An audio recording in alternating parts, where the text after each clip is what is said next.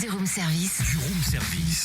Et ce matin, ce mardi 27 novembre, gros plan sur l'élan de solidarité qui se déploie autour d'une famille de Montceau-les-Mines en Saône-et-Loire, victime d'un incendie la semaine dernière. Et malgré l'intervention d'une quarantaine de pompiers, l'un des enfants, Anis, âgé de 8 ans, a perdu la vie. Les parents et leur fille âgée de 12 ans ont pu être sauvés, mais ils ont tout perdu.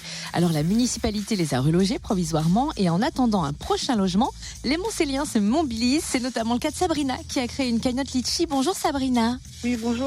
Alors vous Sabrina, vous ne faites pas partie de l'entourage proche de cette famille. Oui, c'est exact. Il faut savoir qu'on est dans une petite ville. On se connaît tous à peu près de vue. Et à l'heure actuelle, je peux être proche parce que je me suis rapprochée d'eux. Mais c'est vrai qu'à la base, je n'étais pas vraiment proche. Qu'est-ce qui vous a poussé à lancer cette cagnotte Litchi ?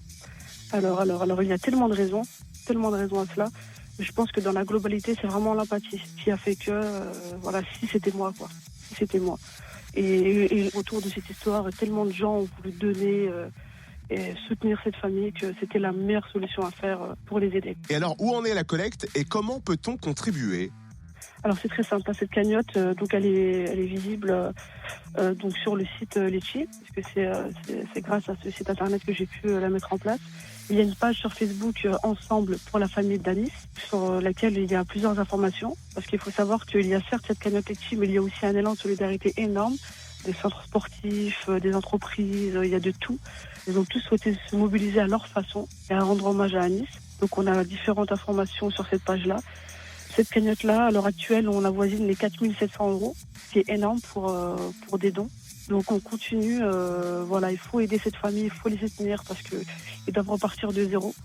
Donc il faut vraiment être là pour eux. Eh ben, c'est pour ça qu'on en parle ce matin dans le room service. Merci beaucoup Sabrina. Il reste 7 jours pour contribuer à cette cagnotte. Et une collecte de mobilier est également en cours sur la page Facebook, on le rappelle, Ensemble pour la famille d'Anis. Où vous trouverez d'ailleurs le lien vers la cagnotte Litchi.